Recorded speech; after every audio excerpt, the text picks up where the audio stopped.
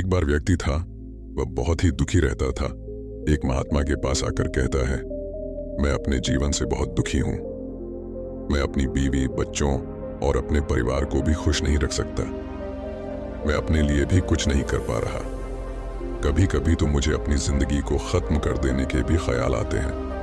आप इतनी साधनाएं करते हैं, इतनी तपस्या करते हैं, क्या आप मुझे कोई ऐसा मार्ग बता सकते हैं जिससे मैं अपने बुरे वक्त से बाहर आ सकूं?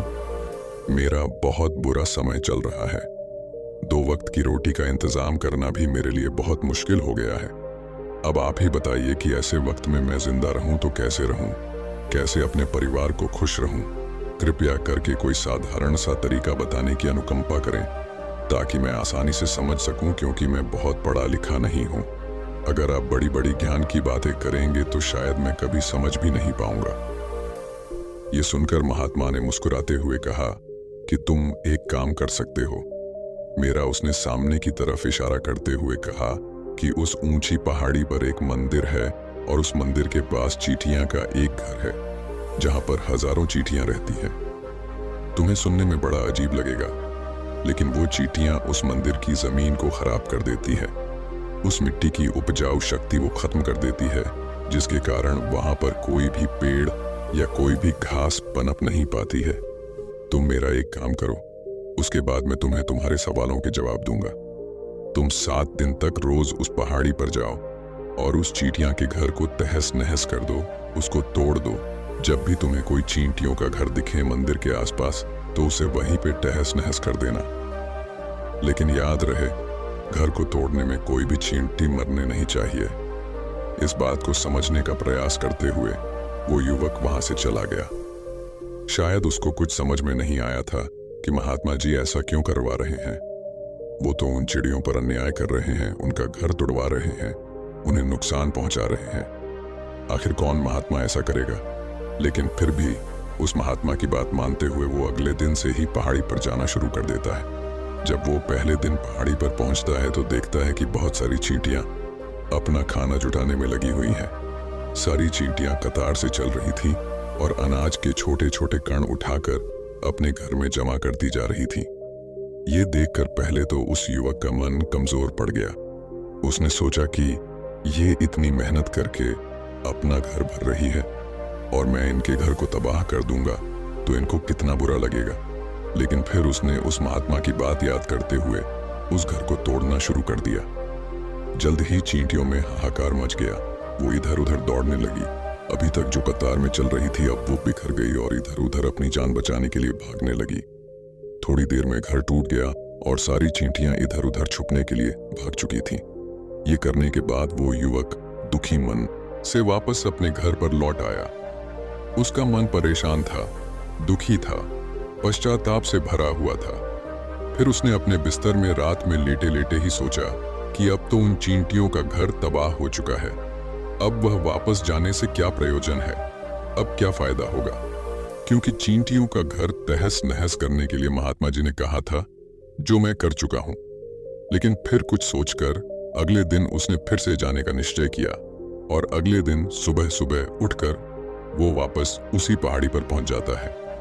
पहाड़ी पर पहुंचकर वो उसी जगह पर पहुंचता है जहां पिछले सुबह उसने उस घर को तहस नहस कर दिया था। लेकिन वो ये देखकर चौंक जाता है कि उन चींटियों ने फिर से अपना घर उसी जगह पर बना लिया था और अब वो फिर से अपने घर के लिए सामान इकट्ठा करने में जुटी हुई थी। उस आदमी को देखकर लगा कि ये चींटियां कितनी मूर्ख हैं। इनको पता है कि कल ही इनका घर इसी जगह पर तबाह किया गया है और उसी जगह पर उन्होंने अपना नया घर भी बना लिया। और ये सोचकर वो आदमी हंसने को हुआ, लेकिन फिर से महात्मा की बात याद करते हुए उसने उन चींटियों का घर फिर से तबाह करना शुरू कर दिया। फिर से उन चींटियों में हलचल मच गई और थोड़ी देर में वो चींटियां इधर उधर अपनी जान बचाने के लिए भागने लगी। कुछ ही देर में उनका घर फिर से नष्ट हो गया और वो युवक थोड़ा संतोष के भाव से कि इस बार तो मैंने अच्छी तरह से उस घर को तबाह कर दिया है।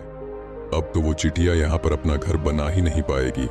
इसीलिए जाने से पहले उसने उस घर पर ठंडा पानी भी डाल दिया ताकि चींटियां वहां पर अपना घर न बना सके। और इस तरह अपना कर्म पूरा करके वो युवक फिर से अपने घर लौट आया। आज रात में सोते वक्त फिर से वो इंसान यही सोच रहा था कि क्या महात्मा ये सही काम करवा रहे हैं? क्या किसी का घर तबाह करना किसी सिद्ध पुरुष को शोभा देता है? क्या हो अगर वो महात्मा सिद्ध पुरुष हो ही ना? क्या होगा अगर वो मुझे बेवकूफ बना रहे हों? लेकिन फिर उसने निश्चय किया कि मैं अपने काम को पहले पूरा कर लेता हूं। उसके बाद ही पता चलेगा कि महात्मा मुझसे ऐसा क्यों करवा रहे थे, और यही सोचकर वो रात में सो जाता है। अगले दिन सुबह उठकर वो फिर से उसी पहाड़ी की ओर निकल जाता है। पहाड़ी पर पहुंचकर वो उसी जगह पर पहुंचता है जहां पर उसने उनके घर को तबाह कर दिया था, और वो ये देखकर खुश हो जाता है कि वहां पर कोई भी घर नहीं था। सारी चींटियां वहां से भाग चुकी थी। अब उसने सोचा कि अब मेरा रोज रोज आने का क्या प्रयोजन, क्योंकि चींटियां तो अपना घर बदल चुकी हैं और महात्मा जी ने मुझे 7वें दिन आने के लिए कहा था। लेकिन आज तो तीसरा ही दिन है, अब बाकी 4 दिन वापस आने का क्या प्रयोजन? और यही सोचकर उसने निश्चय भी की, यहां से वो सीधा उसी महात्मा के पास जाएगा और उनको ये सारी खबर बता देगा। जब वो वापस मुड़कर उस पहाड़ी से उस महात्मा की कुटिया की तरफ जाने लगा तो उसने देखा तो अचानक उसकी नजर एक और घर पर पड़ी जो कि चींटियों का ही बनाया हुआ था। मतलब कि वो घरौंदा चींटियों ने ही बनाया था, और अब वो चींटियां नए घर में वास कर चुकी थीं। ये नया घर उनके पुराने घर से थोड़ी ही दूरी पर था, और जब उसी युवक की नजर उस घर पर पड़ी तो उसने सोचा कि शायद महात्मा को पता था कि ये चींटियां अपना घर यहां से बदलकर किसी दूसरी जगह पर बना लेगी। इसीलिए उन्होंने मुझे 7वें दिन आने के लिए कहा था, और ये विचार करके वो उसका नया घर भी तोड़ने के लिए पहुंच जाता है। जब वो वहां पहुंचा तो चींटियां उसी तरह अपने कार्य में लगी हुई थी। वो अपने लिए खाना इकट्ठा कर रही थी और अपने घर में जमा करती जा रही थी जो पुराना घर टूटा था। वहां भी अनाज के कारण बचे हुए थे, और चींटियां वहां से भी अनाज इकट्ठा कर करके वापस अपने नए घर में ला रही थीं। अब यहाँ पर फिर से युवक का मन थोड़ा कमजोर पड़ गया, क्योंकि वो खुद भी कमजोर था, खुद भी वक्त का मारा हुआ था। इसीलिए उसके मन में उन चींटियों के प्रति दया का भाव उमड़ रहा था। उनके ऊपर उसे दया आ रही थी। वो चाहता था कि उनकी मदद करे, लेकिन वो उल्टा उनको नुकसान पहुंचा रहा था। लेकिन उस महात्मा की बात को याद करते हुए उसने फिर से उस घर को तोड़ने का निश्चय किया, और उसने इस बार बड़ी ही सावधानी के साथ बिना किसी चींटी को कोई नुकसान पहुंचाए वो घर तबाह करना शुरू कर दिया।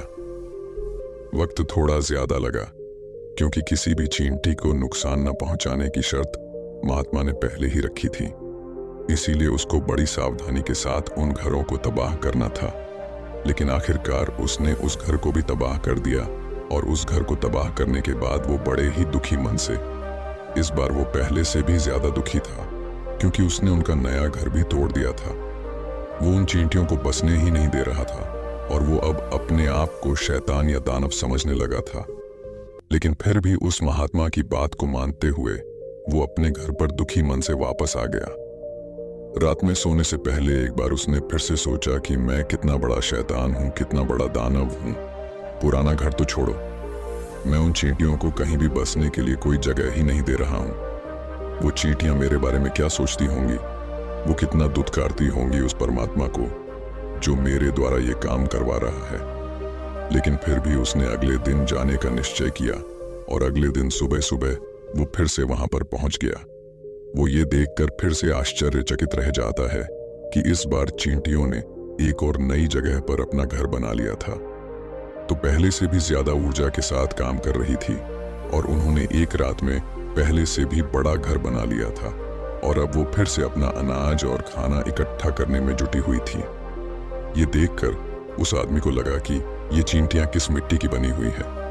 मैं इनको बार बार यहाँ से भगाने की कोशिश कर रहा हूँ, और ये वहीं पर अपना घर बना लेती है। क्या इनको पता नहीं है कि मैं इन्हें यहाँ पर कभी भी बसने नहीं दूंगा? ये चींटी है, दिखने में इतनी छोटी है, लेकिन फिर भी ये मुझसे हार नहीं मान रही है। बड़ी ताज्जुब की बात है, और इस बार उसने गुस्से में उस घर को तहस नहस करना शुरू कर दिया। लेकिन इस बार तहस नहस करते हुए कुछ चींटियां वहीं पर मर गईं। उसके पैरों तले कुचल दी गई। कुचलने के बाद जब वो अपने अहंकार से बाहर आया तो उसने देखा कि गुस्से में उसने उन चींटियों को कितनी क्षति पहुंचा दी है।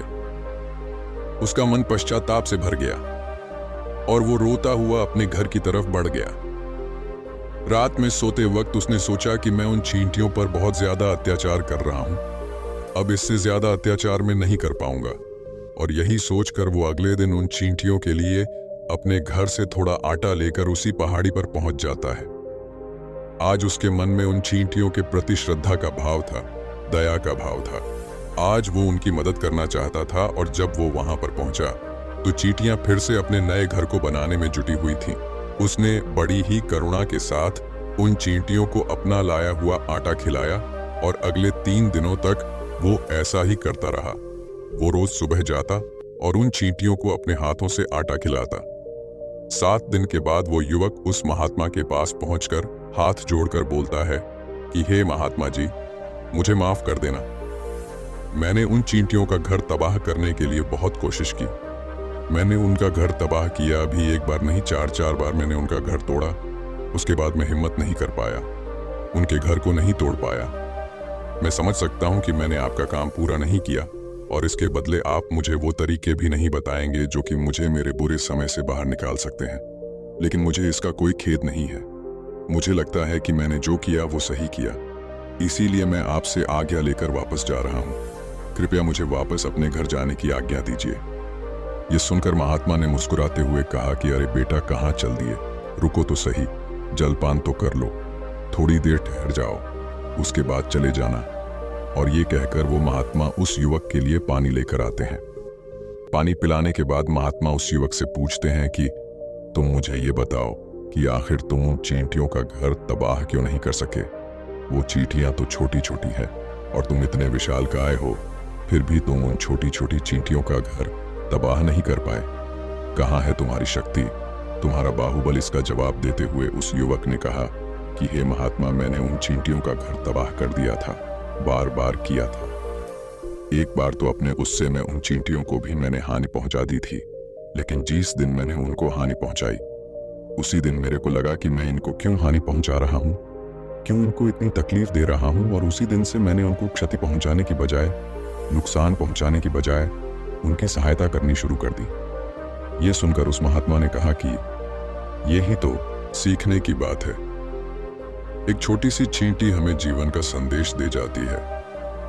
मैंने तुम्हें उन चींटियों का घर तबाह करने के लिए नहीं भेजा था, मैंने तुम्हें भेजा था ताकि तुम उन चींटियों से कुछ सीख ले सको।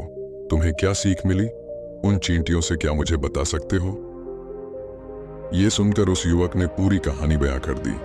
पूरी कहानी सुनने के बाद महात्मा ने मुस्कुराते हुए कहा कि बेटा, पहली सीख जो इन चींटियों से लेने की थी वो ये थी कि तुमने कितनी ही बार उनके घर को तोड़ने की कोशिश की, कितनी ही बार प्रयास किया कि उनका घर तबाह हो जाए, लेकिन वो हर बार अपना नया घर बना लेती थी। उन्होंने कभी भी हार नहीं मानी। अगर वो हार मान लेती तो वो चींटियां तुम्हें वहां पर नहीं मिलती। जीवन कार्यशीलता का नाम है, कर्मशीलता का नाम है, लेकिन हम मनुष्य 1-2 बार हार मिलने पर ही टूट जाते हैं, हताश हो जाते हैं और फिर जीवन में प्रयास ही नहीं करते। और कुछ लोग तो अपनी जिंदगी को खत्म करने पर उतारू हो जाते हैं। लेकिन जानवरों में तुमने एक बात देखी होगी कि वो अपना जीवन खुद से, स्वयं से कभी खत्म कर ही नहीं सकते हैं। तुमने कभी नहीं सुना होगा कि किसी जानवर ने आत्महत्या कर ली, चाहे वो जानवर कितना ही भूखा क्यों ना हो, कितना ही दुखी क्यों ना हो, लेकिन वह अपने जीवन के लिए हमेशा संघर्ष करता रहता है। लेकिन वहीं पर दूसरी तरफ हम मनुष्य 1-2 बार हताश होने पर ही अपना जीवन खत्म कर लेते हैं। जीवन तो कर्मशीलता है, कर्म करने का नाम है जीवन, और मृत्यु आखिरी विश्राम है, परम विश्राम है। इसीलिए मृत्यु से पहले कर्म करना कभी मत छोड़ना, क्योंकि मृत्यु के बाद तो तुम परम विश्राम में चले ही जाओगे। तो उससे पहले कर्म करना क्यों छोड़ रहे हो, क्यों हताश हो रहे हो? अगर तुम्हारा एक घर टूट गया है तो दूसरा घर बनाने का प्रयास करो, कोशिश करो, और कोशिश करने वालों की कभी हार नहीं होती। ये तुम उन चींटियों से देख चुके हो। देखने में तुमसे कितनी छोटी है वो चींटियां, और तुम इतने बड़े हो, लेकिन उनका मन तुम्हारे मन से इतना बड़ा है, इतना विशाल है, इतना दृढ़ संकल्प ही है कि इतनी बार घर टूटने पर भी उन चींटियों ने कभी हार नहीं मानी। दूसरी सीख ही यहाँ से लेने की थी।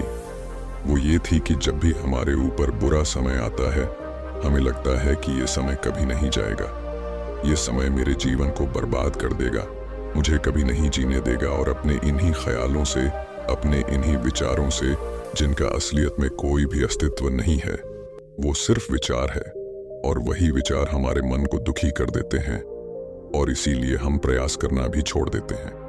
लेकिन तुम खुद सोचो कि बार बार प्रकृति हमें क्षति पहुंचाएगी, नुकसान पहुंचाएगी, लेकिन कब तक पहुंचाएगी?